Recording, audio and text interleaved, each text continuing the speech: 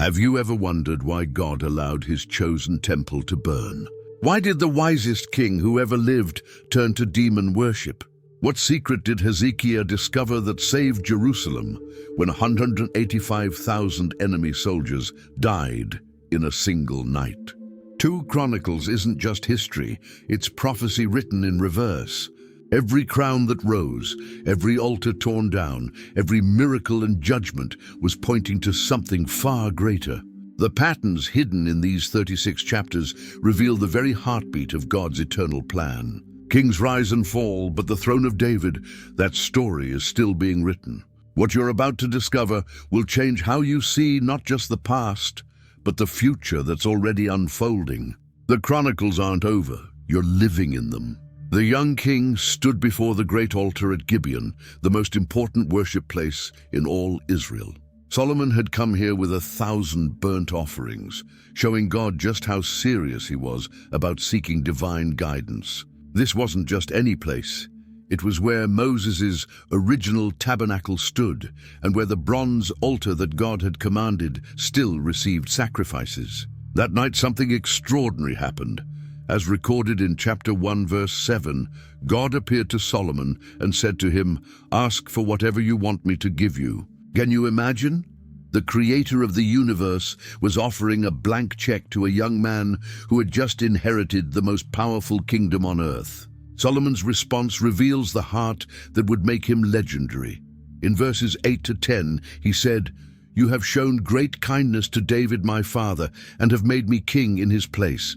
Now, Lord God, let your promise to my father David be confirmed, for you have made me king over a people who are as numerous as the dust of the earth. Give me wisdom and knowledge that I may lead this people, for who is able to govern this great people of yours?" God was delighted. The young king could have asked for riches, long life, or victory over his enemies. Instead, he asked for wisdom to serve others well. Chapter 1, verses 11-12 record God's response. "Since this is your heart's desire, and you have not asked for wealth, possessions, or honor, nor for the death of your enemies, and since you have not asked for a long life, but for wisdom and knowledge to govern my people over whom I have made you king, therefore wisdom and knowledge will be given you. And I will also give you wealth, possessions, and honor, such as no king who was before you ever had, and none after you will have." When Solomon woke up, everything had changed. He returned to Jerusalem knowing that God himself had chosen him for greatness. Solomon knew he couldn't build God's house alone. The temple required materials and skills that Israel didn't possess. So he looked north to Tyre, where King Hiram ruled over master craftsmen and controlled the finest cedar forests in the world. The correspondence between these 2 kings, preserved in chapter 2, shows Solomon's diplomatic genius. Starting in verse 3, Solomon wrote, "Send me cedar logs as you did for my father David, when you sent him cedar to build a palace to live in. Now I am about to build a temple for the name of the Lord my God and to dedicate it to him." But Solomon wasn't just asking for wood. He needed something even more valuable, expertise. In verses 7-8, he continued, "Send me, therefore, a man skilled to work in gold and silver, bronze and iron, and in purple, crimson, and blue yarn, and experienced in the art of engraving, to work in Judah and Jerusalem with my skilled workers, whom my father David provided. Send me also cedar, juniper, and algum logs from Lebanon, for I know that your servants are skilled in cutting timber there." Hiram's response was immediate and enthusiastic. Chapter 2, verse 11 records his reply, "Because the Lord loves his people, he has made you their king." This pagan king recognized that something divine was happening in Israel. The deal they struck was massive. Solomon would provide 20,000 kor of ground wheat, 20,000 kor of barley, 20,000 baths of wine, and 20,000 baths of olive oil every year. In return, Hiram would send not just materials, but also his most skilled craftsmen.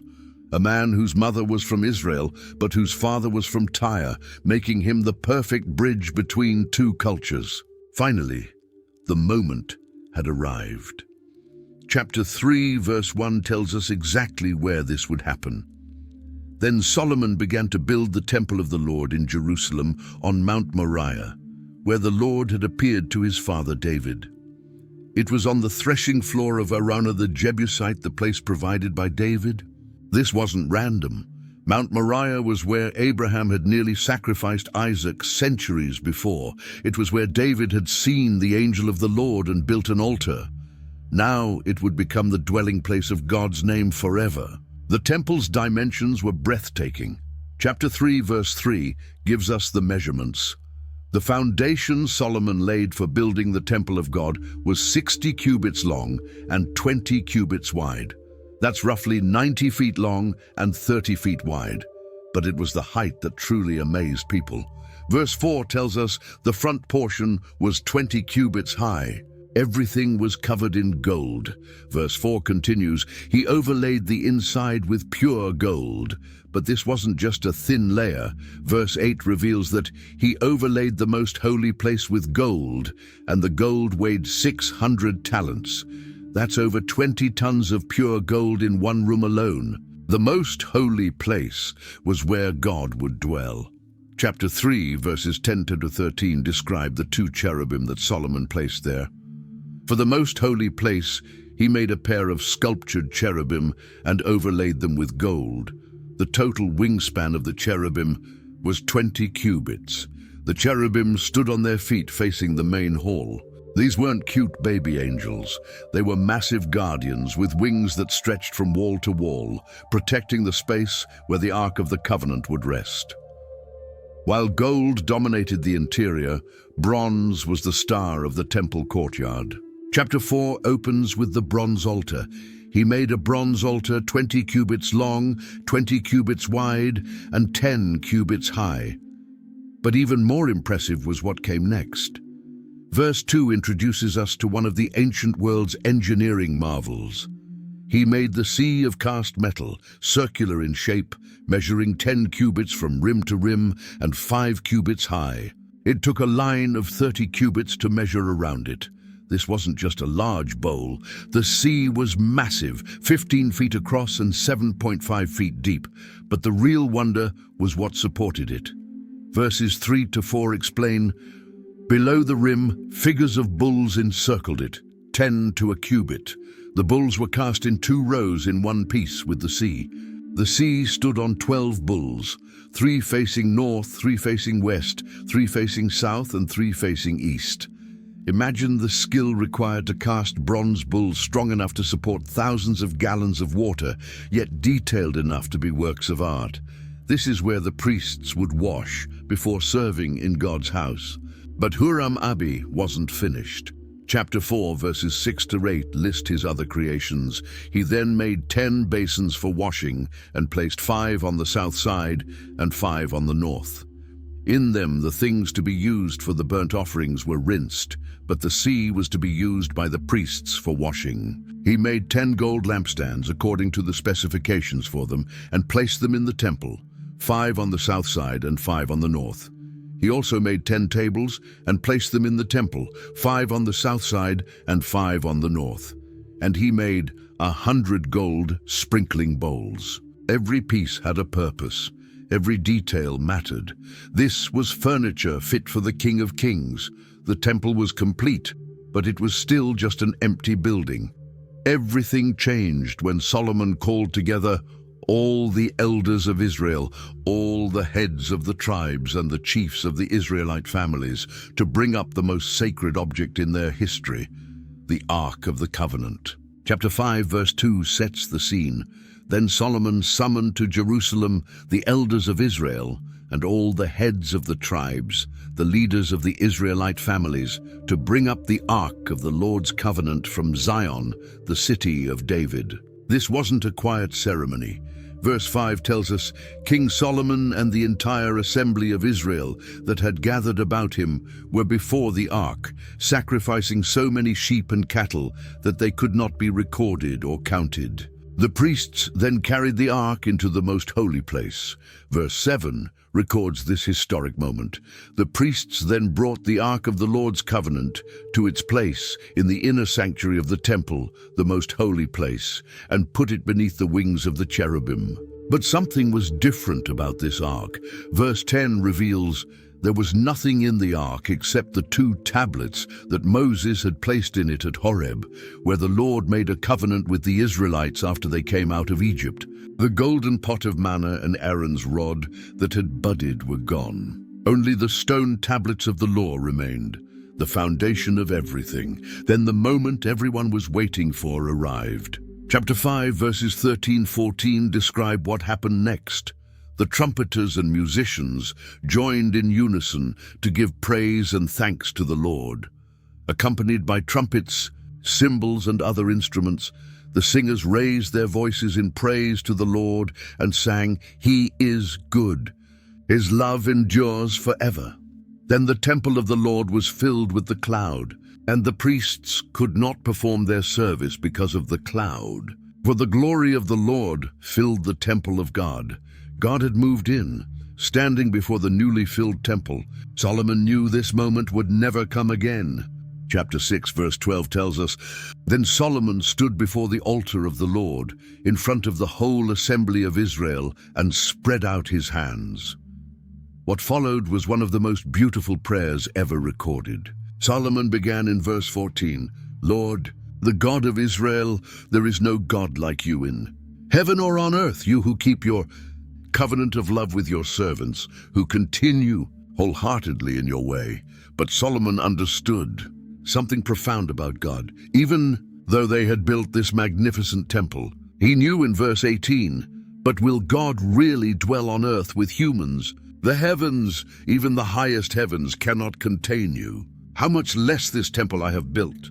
Yet God had chosen to put his name there. Solomon prayed for every situation his people might face. His prayer in verses 36-39 shows his heart. "When they sin against you, for there is no one who does not sin, and you become angry with them and give them over to the enemy, who takes them captive to a land far away or near.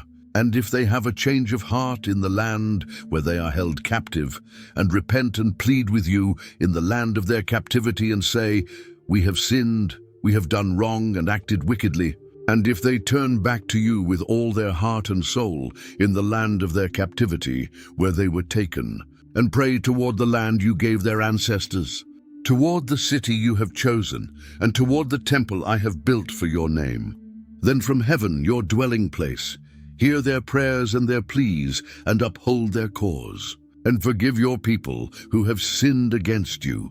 When Solomon finished praying, something incredible happened. Chapter 7, verse 1 records, "When Solomon finished praying, fire came down from heaven and consumed the burnt offering and the sacrifices, and the glory of the Lord filled the temple." The people's response was immediate. Verse 3 continues, "When all the Israelites saw the fire coming down and the glory of the Lord above the temple, they knelt on the pavement with their faces to the ground. And they worshipped and gave thanks to the Lord, saying, 'He is good. His love endures forever.'" God had accepted their offering with supernatural fire, just as he had done for their ancestors. The celebration that followed was unlike anything Israel had ever seen.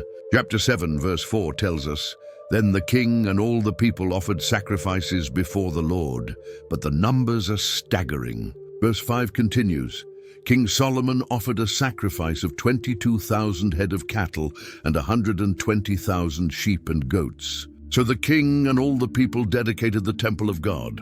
For 14 days, the entire nation celebrated." Verse 8 describes the scope. "So Solomon observed the festival at that time for 7 days, and all Israel with him. A vast assembly, people from Lebo Hamath to the Wadi of Egypt. But the real climax came when everyone had gone home." Chapter 7, verse 12 records a private moment. "The Lord appeared to Solomon at night and said, 'I have heard your prayer and have chosen this place for myself as a temple for sacrifices.'" Then God made both a promise and a warning that would echo through Israel's history. Verses 14 to 15 contain words that would be quoted for generations. If my people, who are called by my name, will humble themselves and pray and seek my face and turn from their wicked ways, then I will hear from heaven, and I will forgive their sin and will heal their land. Now my eyes will be open and my ears attentive to the prayers offered in this place. But there was another side to this covenant. Verses 19 to 20 delivered a sobering warning. But if you turn away and forsake the decrees and commands I have given you, and go off to serve other gods and worship them, then I will uproot Israel from my land, which I have given them, and will reject this temple I have consecrated for my name.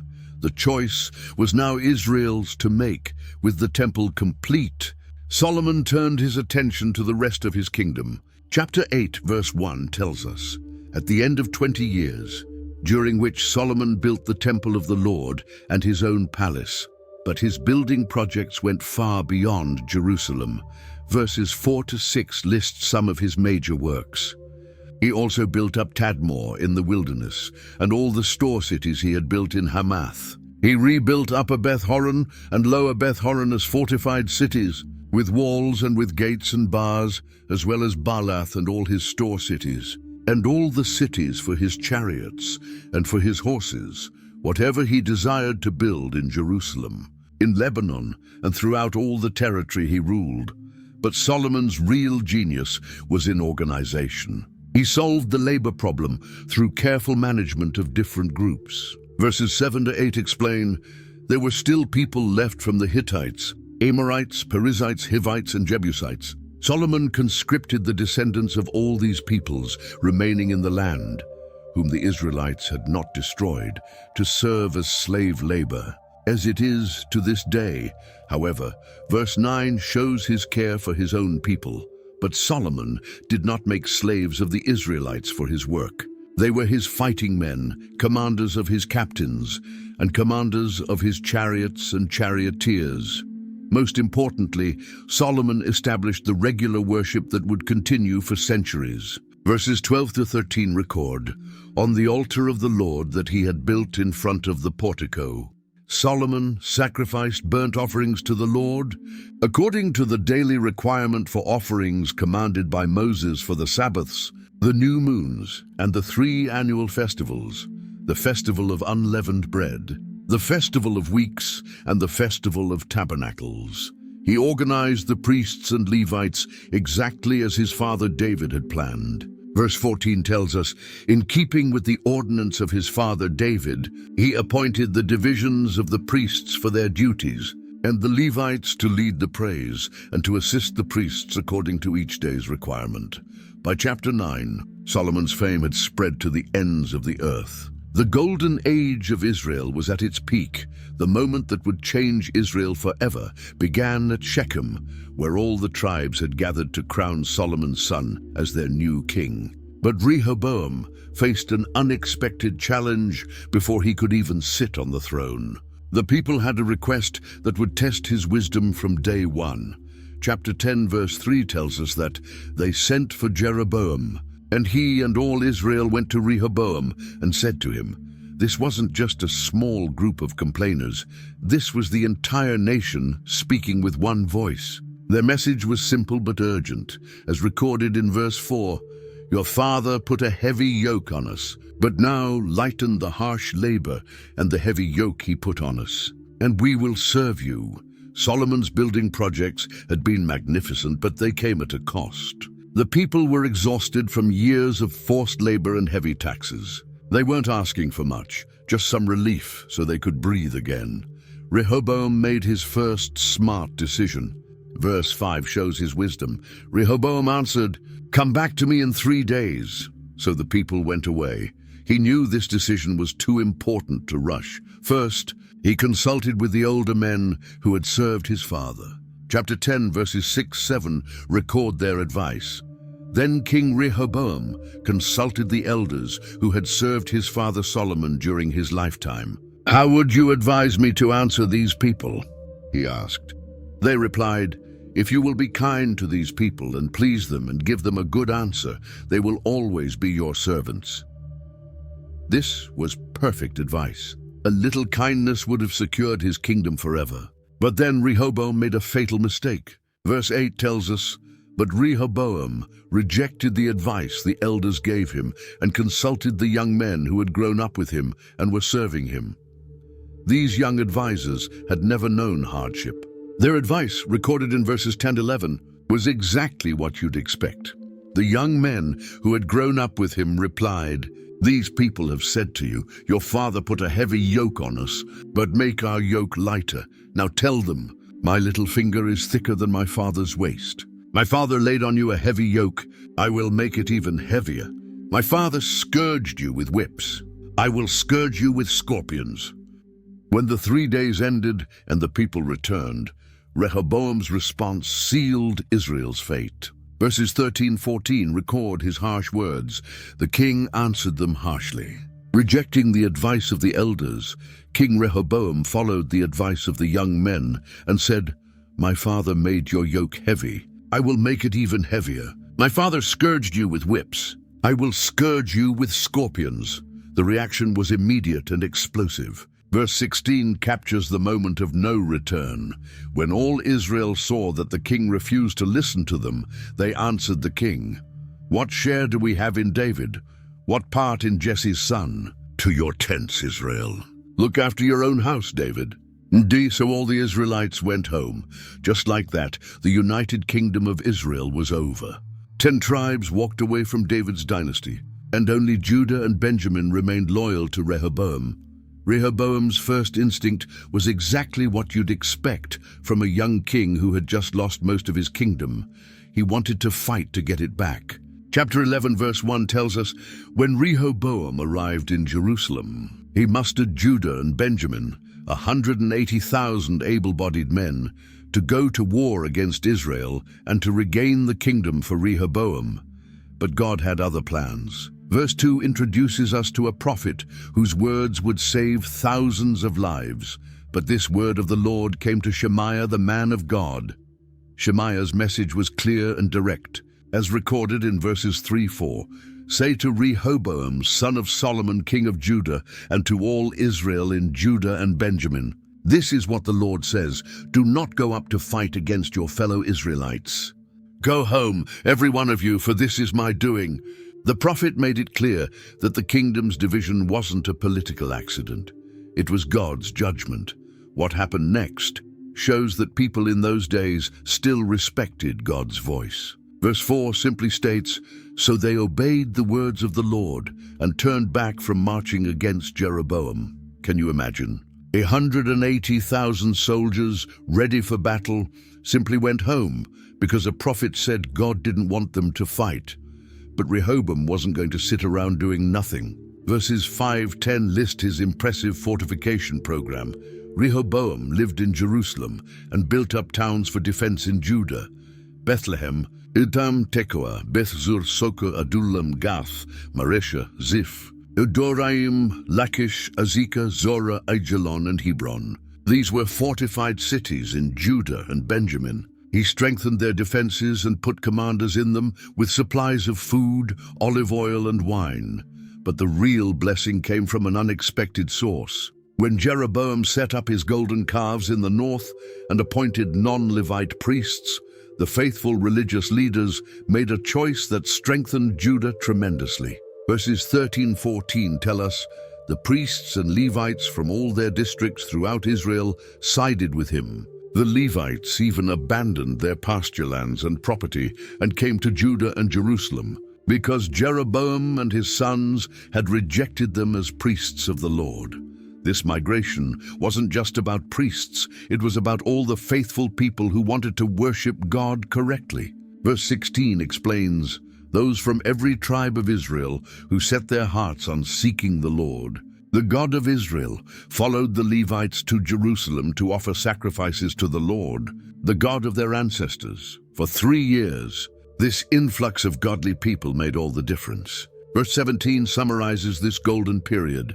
They strengthened the kingdom of Judah and supported Rehoboam, son of Solomon, 3 years. Following the ways of David and Solomon during this time, everything changed in Rehoboam's 4th year. Success had made him proud, And when people feel secure, they often forget why they needed God in the first place. Chapter 12, verse 1 describes what happened. After Rehoboam's position as king was established and he had become strong, he and all Israel with him abandoned the law of the Lord. This wasn't just the king's personal failure, it was a national apostasy. The very people who had benefited from God's protection now turned their backs on him. God's response was swift and unmistakable. Verse 2 tells us, because they had been unfaithful to the Lord, Shishak, king of Egypt, attacked Jerusalem in the 5th year of King Rehoboam. This wasn't a random political event. It was divine judgment executed through a foreign king. The invasion was devastating. Verses 3 to 4 describe the massive force that came against Judah, with 1,200 chariots and 60,000 horsemen and the innumerable troops of Libyans, Sukkites and Cushites that came with him from Egypt. He captured the fortified cities of Judah and came as far as Jerusalem. All those fortified cities that Rehoboam had so carefully built fell like dominoes before the Egyptian war machine. Once again, God sent a prophet to explain what was happening. Verses 5 to 6 record Shemaiah's message. Then the prophet Shemaiah came to Rehoboam and to the leaders of Judah who had assembled in Jerusalem for fear of Shishak. And he said to them, "This is what the Lord says. You have abandoned me. Therefore I now abandon you to Shishak." The leaders of Israel and the king humbled themselves and said, "The Lord is just." This time their repentance was genuine and immediate. Verse 7 shows God's mercy. When the Lord saw that they humbled themselves, this word of the Lord came to Shemaiah, "Since they have humbled themselves, I will not destroy them, but will soon give them deliverance. My wrath will not be poured out on Jerusalem through Shishak," but there were still consequences. The price was enormous. Verses 9 to 11 detail what Judah lost. When Shishak, king of Egypt, attacked Jerusalem, he carried off the treasures of the temple of the Lord and the treasures of the royal palace. He took everything, including the gold shields Solomon had made. So King Rehoboam made bronze shields to replace them and assigned these to the commanders of the guard on duty at the entrance to the royal palace. The golden shields that had symbolized Solomon's glory were gone, replaced by bronze copies. It was a perfect picture of how far the kingdom had fallen. When Rehoboam died, his son Abijah became king and immediately faced the same problem his father had dealt with, the divided kingdom. But Abijah chose a very different approach. He decided to confront the religious issues head-on. The confrontation came to a head at Mount Zemaraim. Chapter 13, verses 2 to 3 set up the dramatic scene. He went to war against Jeroboam. Abijah went into battle with an army of 400,000 able-bodied fighting men, and Jeroboam drew up a battle line against him with 800,000 able-bodied troops. The numbers were overwhelming. Jeroboam had twice as many soldiers as Abijah, but Abijah understood that this wasn't really about politics or territory. It was about who had the right to rule God's people. Before the battle began, Abijah did something remarkable. Verse 4 tells us, Abijah stood on Mount Zemaraim in the hill country of Ephraim and said, "Jeroboam and all Israel, listen to me. Agree." He was about to give a speech that would change everything. What followed was one of the most powerful theological speeches in the Old Testament. Verses 5-7 contain Abijah's opening argument. "Don't you know that the Lord, the God of Israel, has given the kingship of Israel to David and his descendants forever by a covenant of salt? Yet Jeroboam, son of Nebat, an official of Solomon, son of David, rebelled against his master. Some worthless scoundrels gathered around him and opposed. Rehoboam, son of Solomon, when he was young and indecisive and not strong enough to resist them. But then he got to the heart of the matter, the religious corruption that Jeroboam had introduced in the north. Verses 8-9 contain his devastating critique. "And now you plan to resist the kingdom of the Lord, which is in the hands of David's descendants. You are indeed a vast army, and have with you the golden calves that Jeroboam made to be your gods." But didn't you drive out the priests of the Lord, the sons of Aaron and the Levites, and make priests of your own, as the peoples of other lands do? Whoever comes to consecrate himself with a young bull and 7 rams may become a priest of what are not gods. In contrast, Abijah pointed to Judah's faithfulness in verses 10 to 11. As for us, the Lord is our God, and we have not forsaken him. The priests who serve the Lord are sons of Aaron, and the Levites assist them. Every morning and evening they present burnt offerings and fragrant incense to the Lord. They set out the bread on the ceremonially clean table and light the lamps on the gold lampstand every evening. We are observing the requirements of the Lord our God, but you have forsaken him. His conclusion was simple and powerful, as recorded in verse 12. God is with us. He is our leader. His priests with their trumpets will sound the battle cry against you. People of Israel, do not fight against the Lord, the God of your ancestors, for you will not succeed. But Jeroboam wasn't interested in theology. While Abijah was speaking, he had set up an ambush. Verse 13 reveals his strategy. Now Jeroboam had sent troops around to the rear, so that while he was in front of Judah, the ambush was behind them. When Judah realized they were surrounded, they did the only thing they could do. Verse 14 tells us, Judah turned and saw that they were being attacked at both front and rear. Then they cried out to the Lord. The priests blew their trumpets. What happened next was nothing short of miraculous. Verses 15 to 16 describe the battle's turning point, and the men of Judah raised the battle cry. At the sound of their battle cry, God routed Jeroboam and all Israel before Abijah and Judah. The Israelites fled before Judah, and God delivered them into their hands. The victory was complete and devastating. Verse 17 gives the casualties. Abijah and his army inflicted heavy losses on them, so that there were 500,000 casualties among Israel's able men. Half of Jeroboam's army was destroyed in a single day. The results were long-lasting. Verse 20 tells us, Jeroboam did not regain power during the time of Abijah, and the Lord struck him down, and he died. God's judgment on the rebellious king was final and complete. When Abijah died after only 3 years, his son Asa became king and immediately began doing something that Judah hadn't seen in a long time. He started cleaning house spiritually. Chapter 14, verse 2 summarizes his early reign. Asa did what was good and right in the eyes of the Lord his God. But Asa didn't just have good intentions, he took action. Verse 3 lists some of his reforms. He removed the foreign altars and the high places, smashed the sacred stones, and cut down the Asherah poles.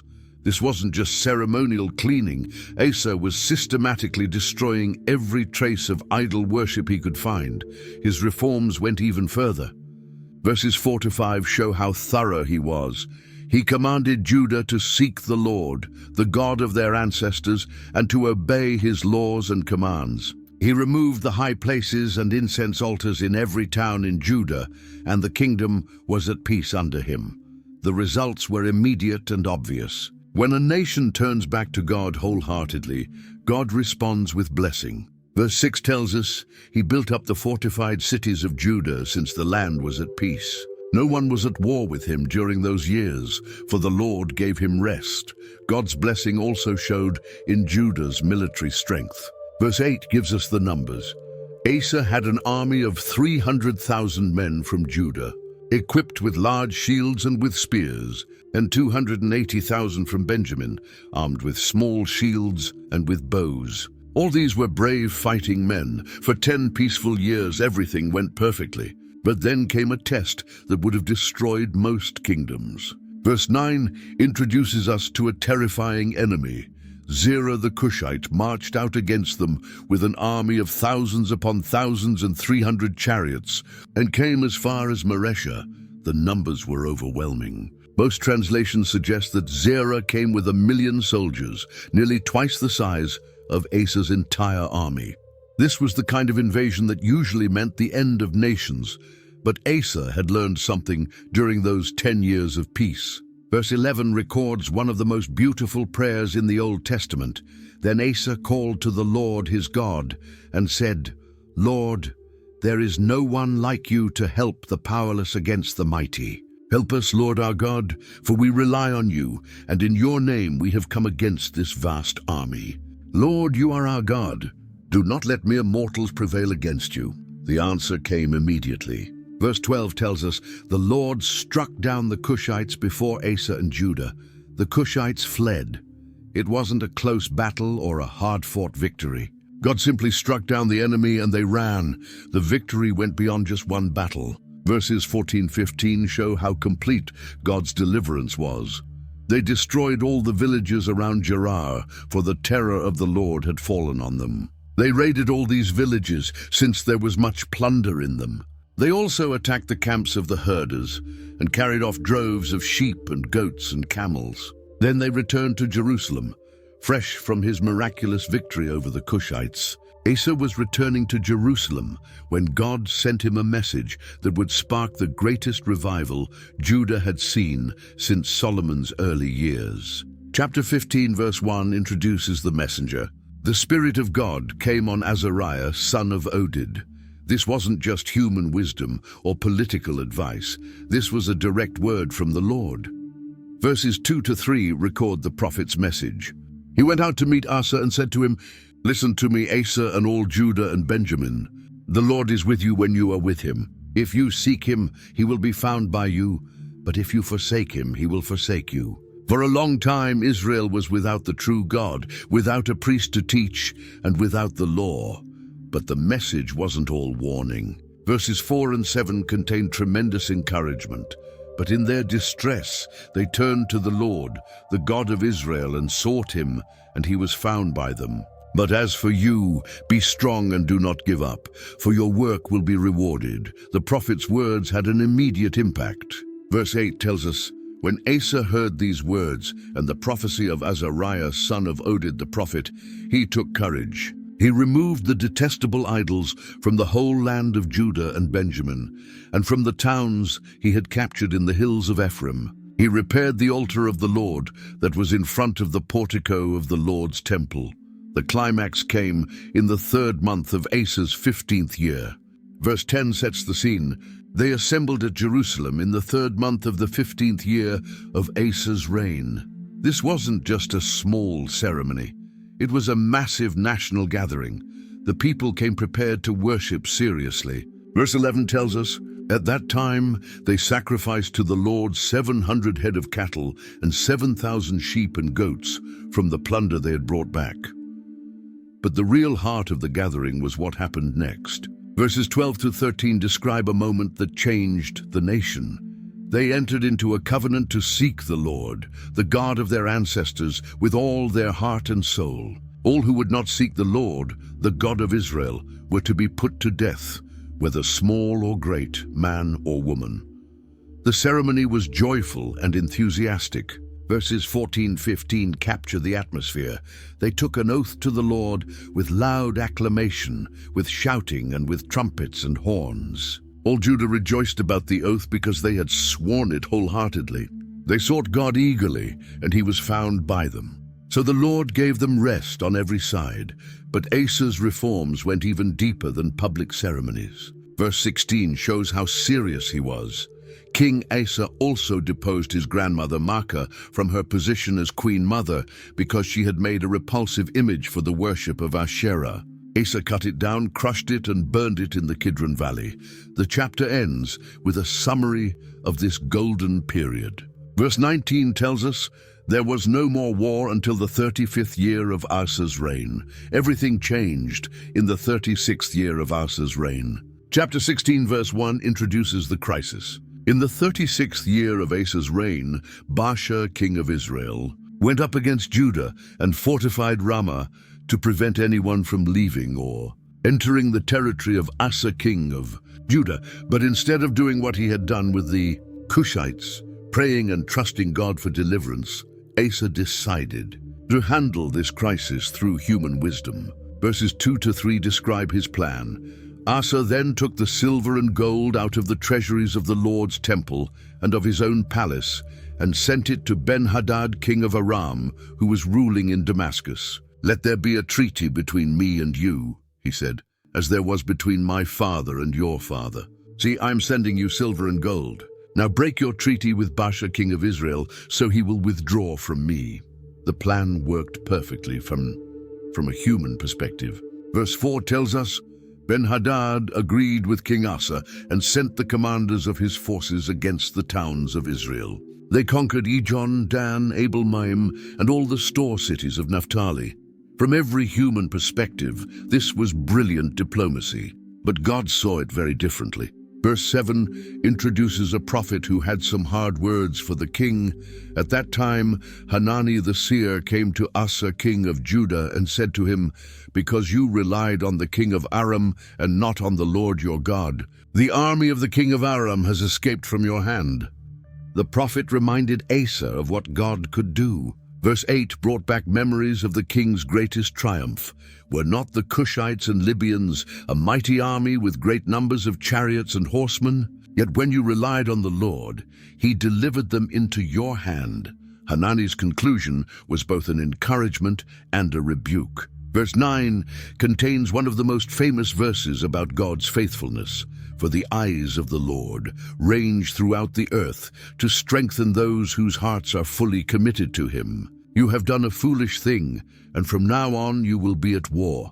But the most tragic part of this story is Asa's response to the rebuke. Verse 10 tells us, Asa was angry with the seer because of this. He was so enraged that he put him in prison. At the same time, Asa brutally oppressed some of the people. The chapter ends with a final example of Asa's spiritual decline. Verse 12 records, "In the 39th year of his reign, Asa was afflicted with a disease in his feet.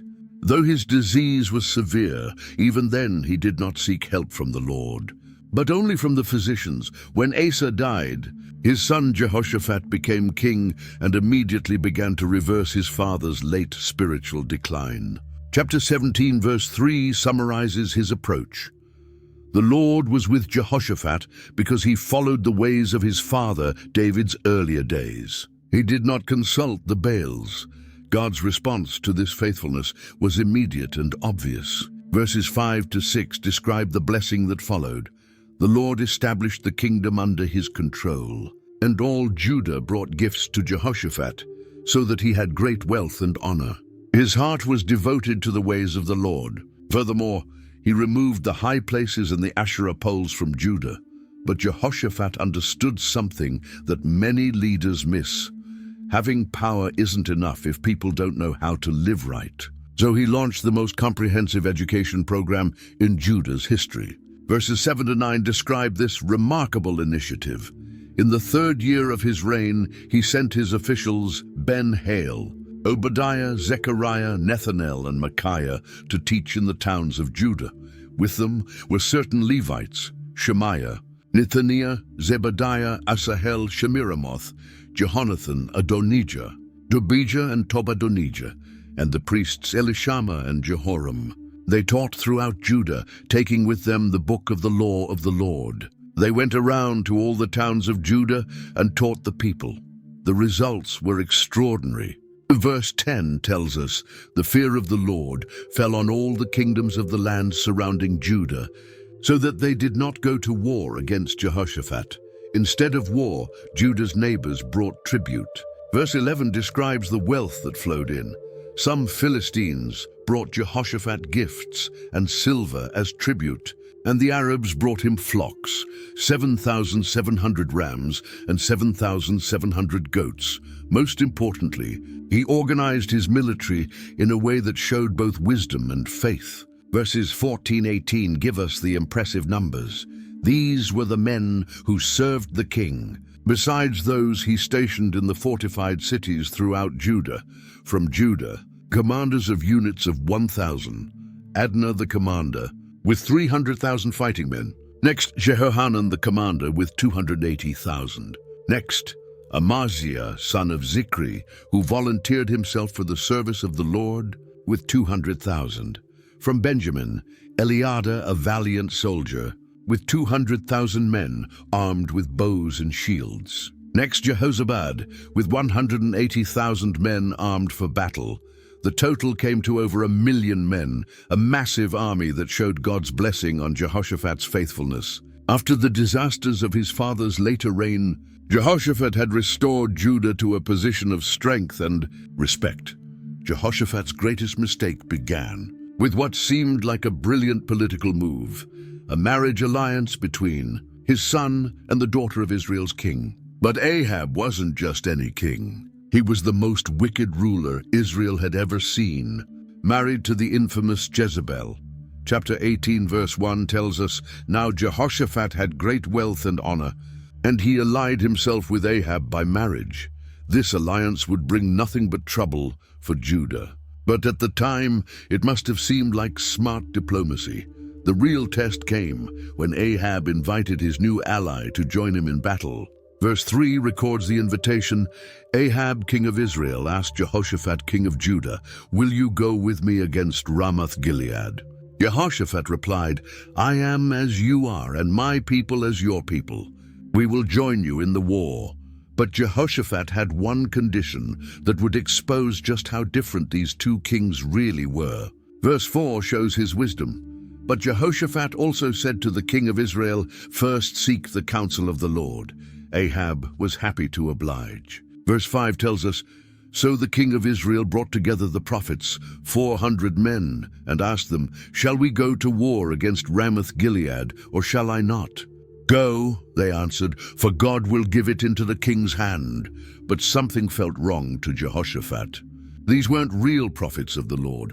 They were court prophets who told Ahab whatever he wanted to hear. Verse 6 shows Jehoshaphat's discernment.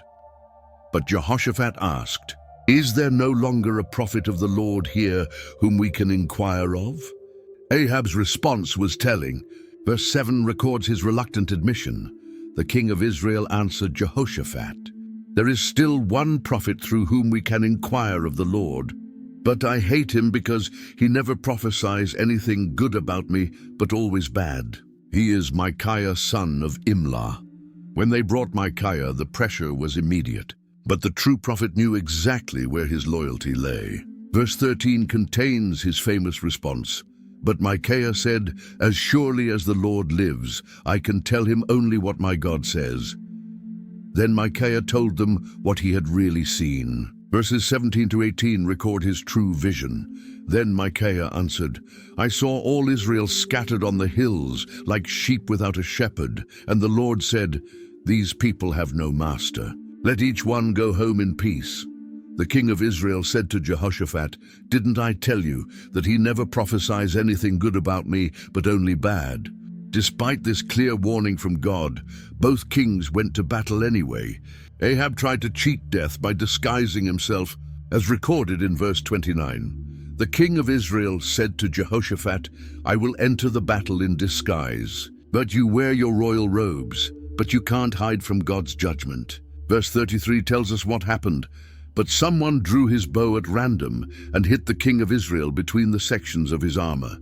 Ahab died that very day, exactly as Micaiah had predicted. As soon as Jehoshaphat returned to Jerusalem, God sent him a message through the prophet Jehu that would shake him to his core. Chapter 19 verse 2 records the seer's harsh words. Jehu the seer, the son of Hanani, went out to meet him and said to the king, "Should you help the wicked and love those who hate the Lord? Because of this, the wrath of the Lord is on you." But Jehu's rebuke came with encouragement. Verse 3 continues, "There is, however, some good in you, for you have rid the land of the Asherah poles and have set your heart on seeking God." Jehoshaphat took this correction to heart in a way that showed his genuine humility. Instead of defending his actions, he used this rebuke as motivation to become an even better king. Verse 4 tells us what he did next. Jehoshaphat lived in Jerusalem, and he went out again among the people from Beersheba to the hill country of Ephraim, and turned them back to the Lord, the God of their ancestors. But Jehoshaphat went beyond just preaching. He completely reformed Judah's entire justice system. Verses 5 to 6 describe his revolutionary approach. He appointed judges in the land, in each of the fortified cities of Judah. He told them, "Consider carefully what you do, because you are not judging for mere mortals, but for the Lord, who is with you whenever you give a verdict." His instructions to these judges showed just how seriously he took justice. Verse 7 records his charge, "Now let the fear of the Lord be on you. Judge carefully, for with the Lord our God there is no injustice or partiality or bribery."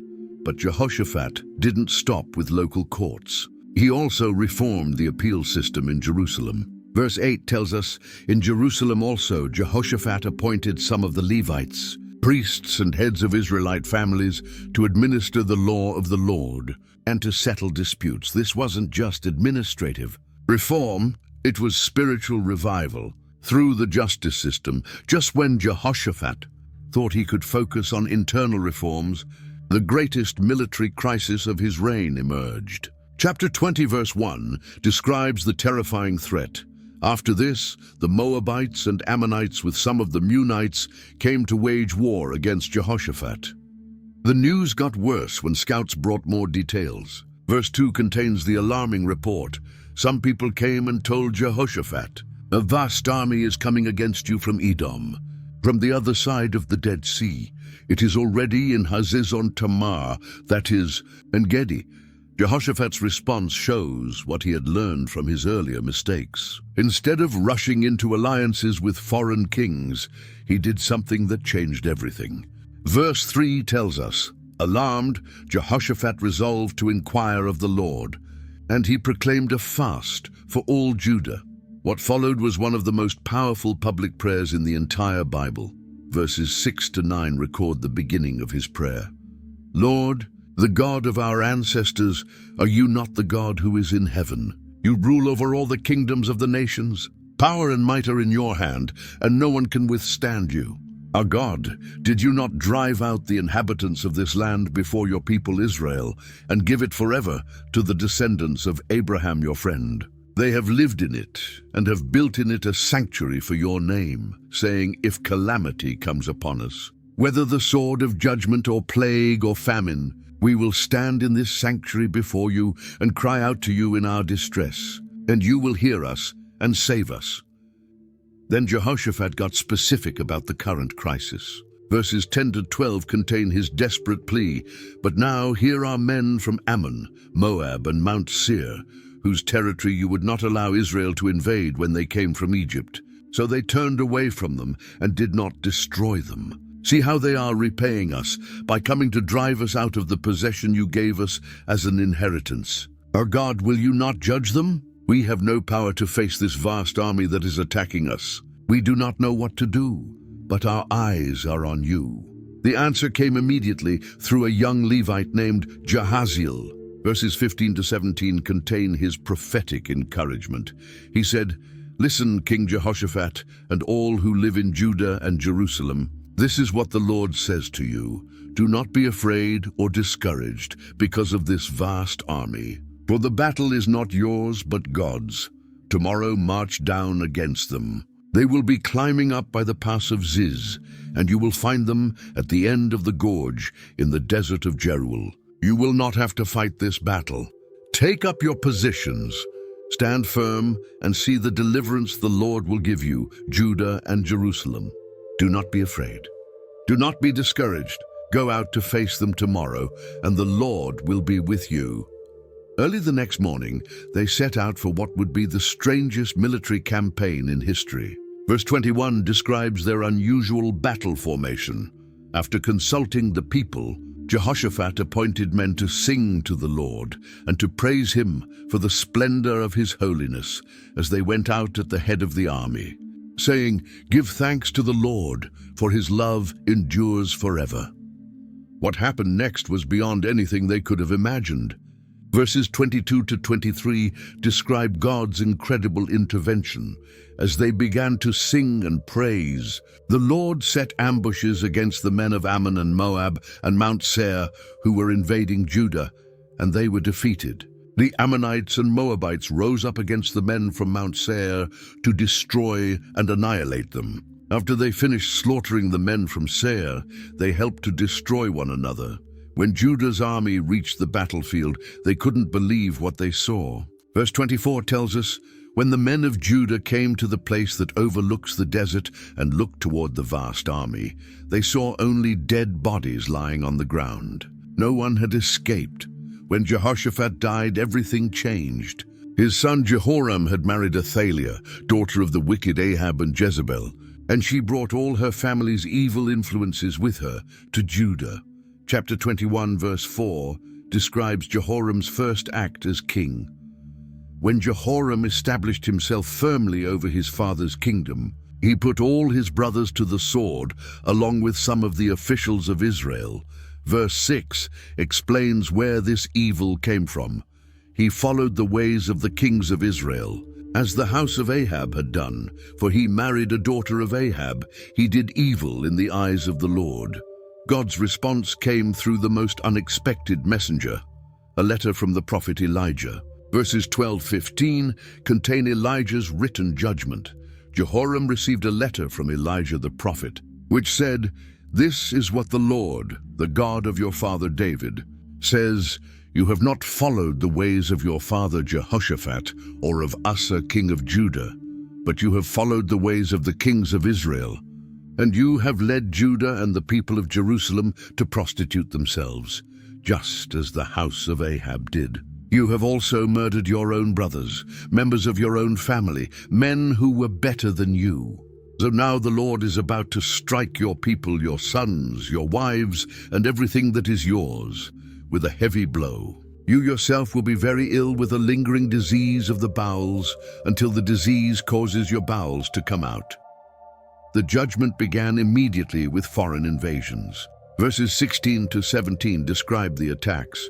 The Lord aroused against Jehoram the hostility of the Philistines and of the Arabs who lived near the Cushites. They attacked Judah, invaded it, and carried off all the goods found in the king's palace, together with his sons and wives. Not a son was left to him except Ahaziah the youngest, but the worst was yet to come. Verses 18-19 describe the fulfillment of Elijah's prophecy. After all this, the Lord afflicted Jehoram with an incurable disease of the bowels. In the course of time, at the end of the second year, his bowels came out because of the disease, and he died in great pain. His people made no funeral fire in his honor, as they had for his predecessors. Jehoram's only surviving son became king, but Ahaziah was completely under the influence of his mother Athaliah.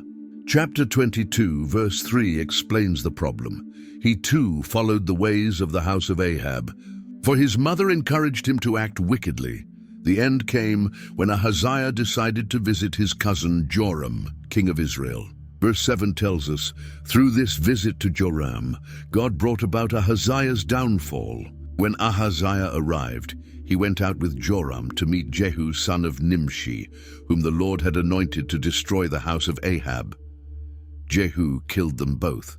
Ahaziah's 1-year reign was over, but the real crisis was just beginning back in Jerusalem. When news reached Athaliah that her son was dead, she did something that shocked everyone. Verse 10 records her horrible decision. When Athaliah, the mother of Ahaziah, saw that her son was dead, she proceeded to destroy the whole royal family of Judah. But God had made a promise to David that his dynasty would continue forever. Verse 11 tells us about a hidden rescue.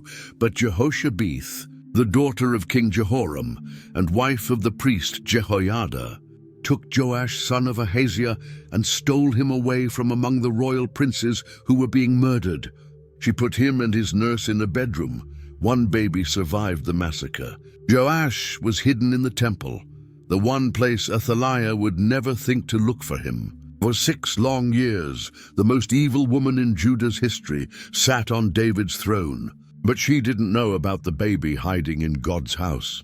After 6 years of Athaliah's evil reign, the faithful priest Jehoiada decided it was time to act. Chapter 23, verse 1 describes how carefully he planned the coup. In the 7th year, Jehoiada showed his strength. He made a covenant with the commanders of units of 100.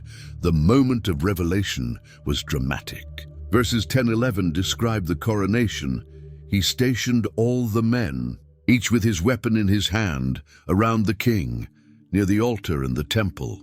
From the south side to the north side of the temple, Jehoiada and his sons brought out the king's son and put the crown on him.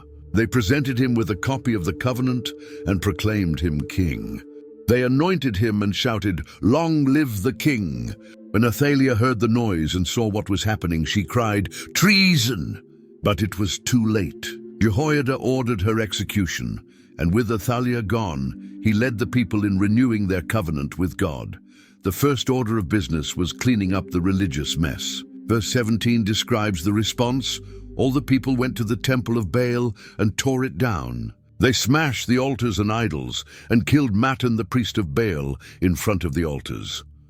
After 6 years of evil rule, God's chosen king was finally on David's throne where he belonged. As Joash grew older under Jehoiada's guidance, he became concerned about the condition of God's house. Chapter 24, verse 4 tells us, sometime later, Joash decided to restore the temple of the Lord. His first attempt at fundraising wasn't successful, so Joash came up with an innovative solution. Verses 8 to 9 describe his creative approach. At the king's command, a chest was made and placed outside.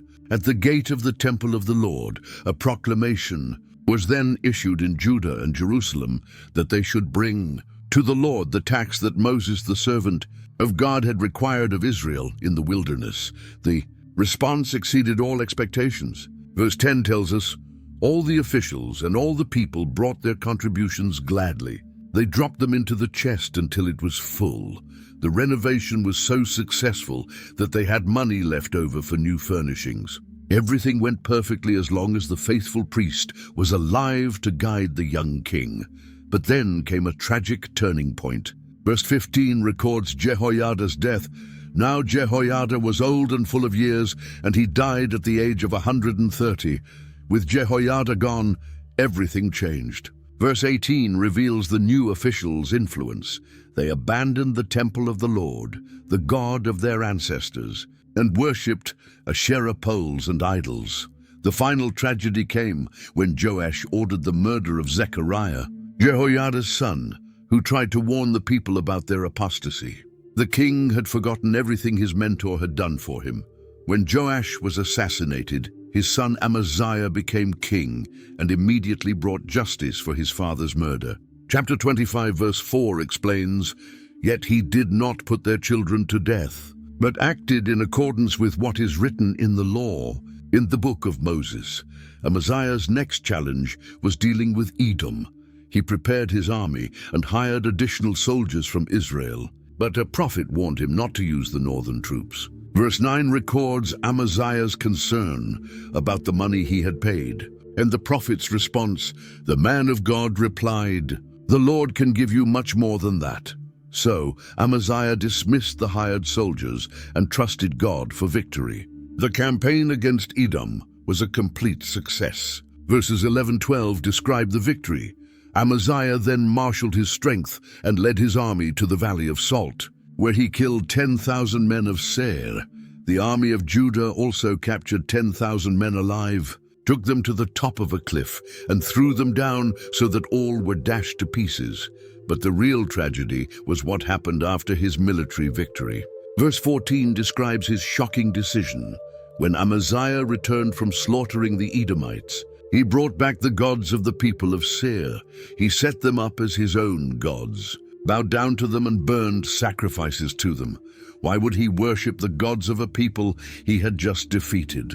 God sent a prophet to confront him, but Amaziah rejected the warning. His military success against Edom proved that God could give victory when his people trusted him. But his adoption of foreign gods showed how quickly success could lead to spiritual compromise. When Amaziah's son Ahaz became king, he brought a level of evil to Judah that shocked even those who remembered the worst of previous reigns. Chapter 28, verse 2 tells us, "He did not do what was right in the eyes of the Lord, as his father David had done, but Ahaz went far beyond just neglecting God. He actively embraced the most horrible practices of the pagan nations around him. Verse 3 describes his shocking behavior. He offered sacrifices in the valley of Ben Hinnom and burned his children in the fire, engaging in the detestable practices of the nations the Lord had driven out before the Israelites. This wasn't just idol worship. This was child sacrifice. Ahaz was literally burning his own sons and daughters alive as offerings to foreign gods. God's response to this evil was swift and severe. Verse 5 describes the first disaster. Therefore the Lord his God delivered him into the hands of the king of Aram.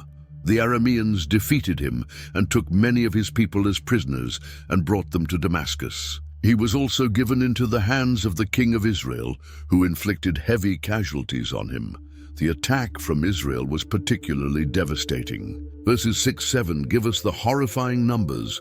In one day, Pekah son of Remaliah killed 120,000 soldiers in Judah, because Judah had forsaken the Lord, the God of their ancestors. Zikri, an Ephraimite warrior, killed Manasseh the king's son, Azrikam the officer in charge of the palace, and Elkanah, second to the king. 120,000 soldiers dead in a single day. Even Ahaz's own son was killed in the battle. Verse 8 tells us, the Israelites took captive from their fellow Israelites, who were from Judah 200,000 wives, sons and daughters. Instead of turning to God for help, Ahaz made the same mistake so many kings before him had made. He looked for help from a foreign power. Verse 16 describes his faithless decision. At that time, King Ahaz sent to the kings of Assyria for help, but the Assyrians weren't interested in helping. Verse 20 tells us, Tiglath-Pileser, king of Assyria, came to him, but he gave him trouble instead of help. The worst part was how Ahaz responded to all these disasters. Verses 22-23 describe his twisted thinking. In his time of trouble, King Ahaz became even more unfaithful to the Lord. He offered sacrifices to the gods of Damascus, who had defeated him. For he thought, since the gods of the kings of Aram have helped them, I will sacrifice to them so they will help me. But they were his ruin and the ruin of all Israel. Ahaz's final acts as king showed just how completely he had rejected God. Verse 24 tells us, Ahaz gathered together the furnishings from the temple of God and cut them in pieces. He shut the doors of the Lord's temple and set up altars at every street corner in Jerusalem. When Ahaz's son Hezekiah became king, everything changed overnight. Chapter 29 verse 2 summarizes his approach. He did what was right in the eyes of the Lord, just as his father David had done. Hezekiah's first priority was undoing the spiritual damage his father had caused. Verse 3 tells us what he did immediately. In the first month of the first year of his reign, he opened the doors of the temple of the Lord and repaired them. Hezekiah called together all the priests and Levites for an urgent meeting. Verses 4-5 describe the gathering. He brought in the priests and the Levites, assembled them in the square on the east side, and said to them, Listen to me, Levites. Consecrate yourselves now and consecrate the temple of the Lord, the God of your ancestors. Remove from the sanctuary the impurity that is in it. The king understood exactly what had gone wrong. Verses 6-7 contain his analysis. Our parents were unfaithful. They did evil in the eyes of the Lord our God and forsook him. They turned their faces away from the Lord's dwelling place and turned their backs on him. They also shut the doors of the portico and put out the lamps. But the king had a plan to fix everything. Verse 10 reveals his determination. Now I intend to make a covenant with the Lord, the God of Israel, so that his fierce anger will turn away from us. The priests and Levites responded immediately. The cleaning process was massive and took 16 days to complete. Verse 17 tells us, they began the consecration on the first day of the first month, and by the 8th day of the month they reached the portico of the Lord. For 8 more days they consecrated the temple of the Lord itself, finishing on the 16th day of the first month. Early the next morning, Hezekiah gathered the city officials and went up to the temple. When they began the burnt offerings that would restore regular worship, verse 27 describes what happened. As the offering began, singing to the Lord began also, accompanied by trumpets and the instruments of David, king of Israel. The scene was overwhelming. Verse 28 continues, "The whole assembly bowed in worship, while the musicians played and the trumpets sounded. All this continued until the sacrifice of the burnt offering was completed. After years of spiritual darkness, God's house was alive again with worship and sacrifice. With the temple cleansed and proper worship restored, Hezekiah decided to celebrate the Passover. But this wouldn't be just an ordinary celebration. Chapter 30, verse 1, tells us about the king's bold decision. Hezekiah sent word to all Israel and Judah, and also wrote letters to Ephraim and Manasseh, inviting them to come to the temple of the Lord in Jerusalem and celebrate the Passover to the Lord, the God of Israel. The messengers went throughout both kingdoms with the king's invitation. Verses 6 and 9 contain Hezekiah's letter, "People of Israel, return to the Lord, the God of Abraham, Isaac, and Israel, that he may return to you who are left, who have escaped from the hand of the kings of Assyria. Do not be like your parents and your fellow Israelites, who were unfaithful to the Lord, the God of their ancestors, so that he made them an object of horror, as you see. Do not be stiff-necked as your ancestors were. Submit to the Lord." The response was mixed. Verse 10 tells us, "The couriers went from town to town in Ephraim and Manasseh as far as Zebulun, but people scorned and ridiculed them." But not everyone felt that way. Verse 11 gives us the encouraging news. "Nevertheless, some from Asher, Manasseh and Zebulun humbled themselves and went to Jerusalem. When the time came, Jerusalem filled with people from all over the land." Verse 13 tells us, "A very large crowd of people assembled in Jerusalem to celebrate the festival of unleavened bread in the 2nd month. The celebration was so joyful that nobody wanted it to end." Verse 23 tells us, "The whole assembly then agreed to celebrate the festival 7 more days. So for another 7 days, they celebrated joyfully. 14 days of celebration, twice as long as the law required." The last part of verse 26 captures the magnitude of what had happened. There was great joy in Jerusalem. For since the days of Solomon, son of David, king of Israel, there had been nothing like this in Jerusalem. But the best part was what happened next. Chapter 31, verse 1 tells us, "When all this had ended, the Israelites who were present went out to the towns of Judah, smashed the sacred stones, and cut down the Asherah poles. They destroyed the high places and the altars throughout Judah and Benjamin, and in Ephraim and Manasseh, until they had destroyed them all." With the spiritual revival in full swing, Hezekiah turned his attention to organizing the practical aspects of temple worship. Chapter 31, verse 2 tells us, "Hezekiah assigned the priests and Levites to divisions, each of them according to their duties as priests or Levites, to offer burnt offerings and fellowship offerings, to minister, to give thanks, and to sing praises at the gates of the Lord's dwelling." But Hezekiah wanted the people to participate too. Verse 4 records his command. He ordered the people living in Jerusalem to give the portion due the priests and Levites, so they could devote themselves to the law of the Lord. The response was overwhelming. Verse 5 tells us, "As soon as the order went out, the Israelites generously gave the first fruits of their grain, new wine, olive oil and honey, and all that the fields produced. They brought a great amount, a tithe of everything. The amount was so large that it created logistical problems." Verse 10 contains the priest's happy response. "Since the people began to bring their contributions to the temple of the Lord, we have had enough to eat and plenty to spare, because the Lord has blessed his people, and this great amount is left over." The result was a kingdom where God was honored and his servants were well cared for. Verse 21 explains why everything worked so well. In everything that he undertook in the service of God's temple and in obedience to the law and the commands, he sought his God and worked wholeheartedly. And so he prospered. After all these years of faithfulness and prosperity, Hezekiah faced the greatest crisis of his reign. Chapter 32, verse 1 tells us, "After all that Hezekiah had so faithfully done, Sennacherib, king of Assyria, came and invaded Judah. He laid siege to the fortified cities, thinking to conquer them for himself. When Hezekiah saw that Sennacherib intended to fight, he made careful preparations. Verses 2-4 describe his strategy. When Hezekiah saw that Sennacherib had come and that he intended to wage war against Jerusalem, he consulted with his officials and military staff about blocking off the water from the springs outside the city, and they helped him. But the king knew that military preparations alone wouldn't be enough. Verses 6-8 record his speech to the army.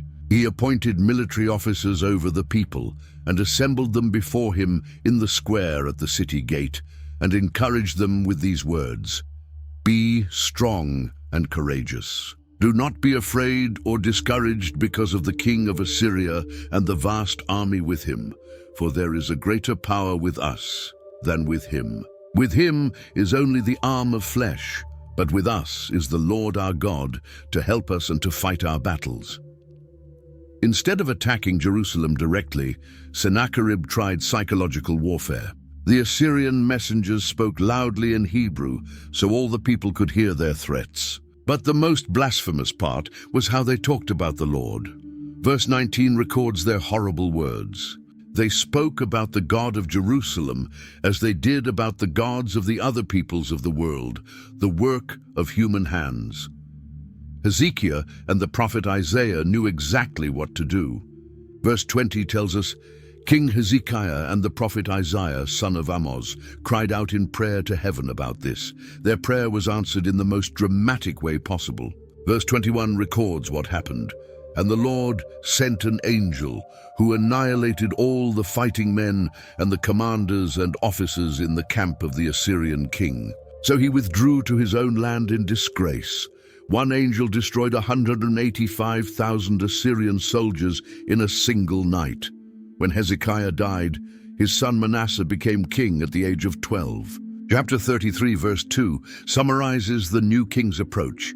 He did evil in the eyes of the Lord. Following the detestable practices of the nations the Lord had driven out before the Israelites, Manasseh didn't just neglect his father's reforms, he actively undid them. Verse 3 tells us, he rebuilt the high places his father Hezekiah had demolished. He also erected altars to the Baals and made Asherah poles, but his rebellion went even further.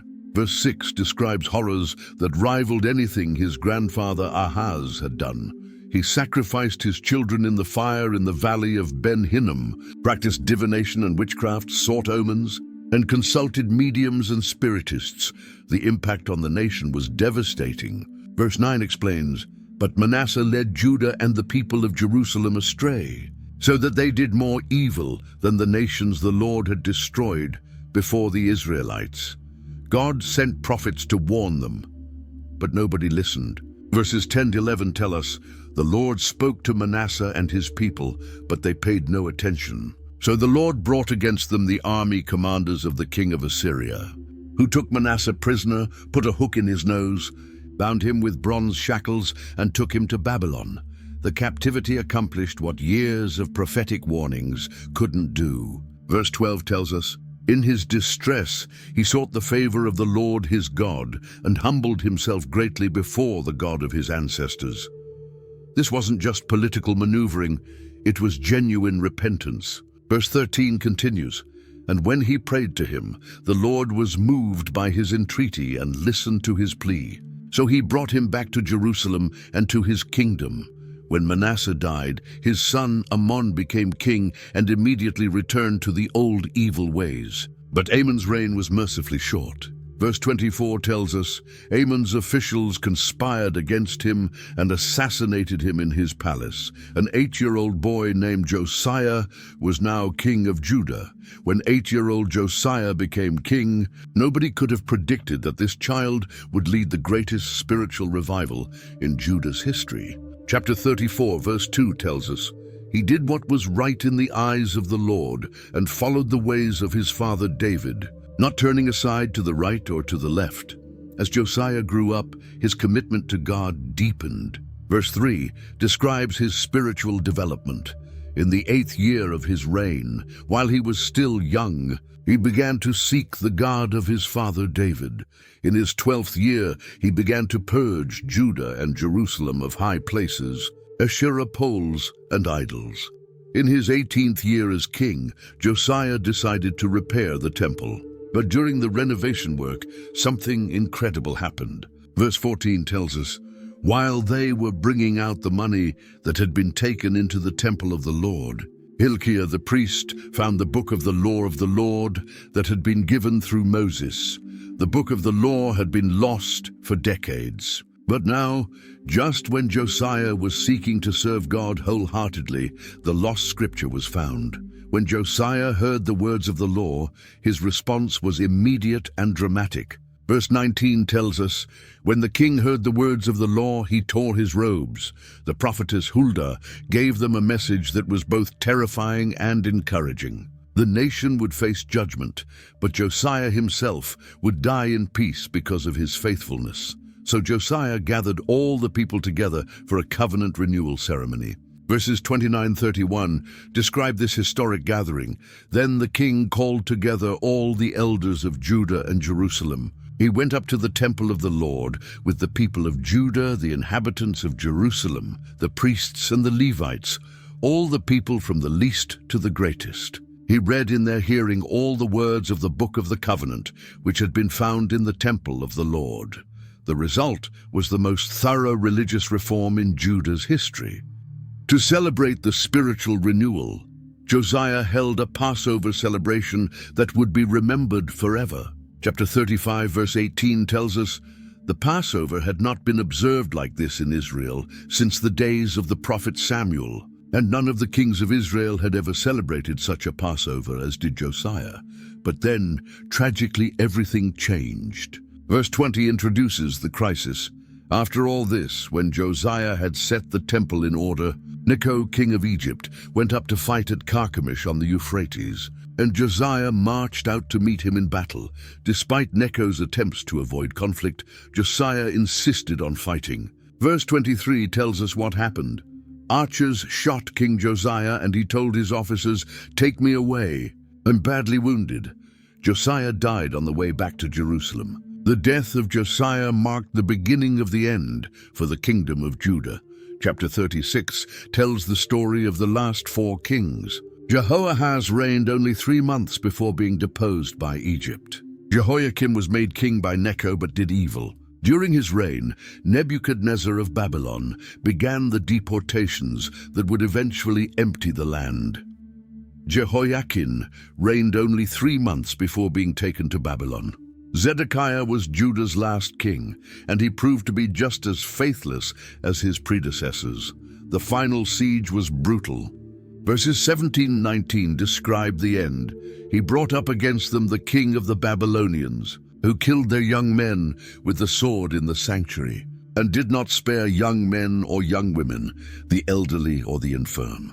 God gave them all into the hands of Nebuchadnezzar.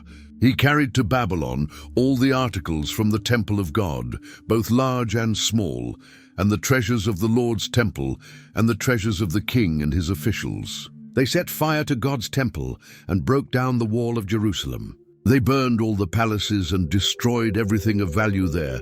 The kingdom that had lasted for over 400 years was finished. But even in this darkest moment, there was hope. Verse 22 tells us about a new beginning. In the 1st year of Cyrus, king of Persia, in order to fulfill the word of the Lord spoken by Jeremiah, the Lord moved the heart of Cyrus, king of Persia, to make a proclamation throughout his realm. The exile wouldn't last forever. God always keeps his promises. If this journey through 2 Chronicles has opened your eyes to something new about God's faithfulness or challenged you to examine your own heart, I'd love to hear from you in the comments below. Don't forget to subscribe to the channel for more deep dives into God's Word, and hit that share button to help others discover these incredible stories that have the power to transform lives. Until next time, remember, the Chronicles aren't over. Your story with God is still being written.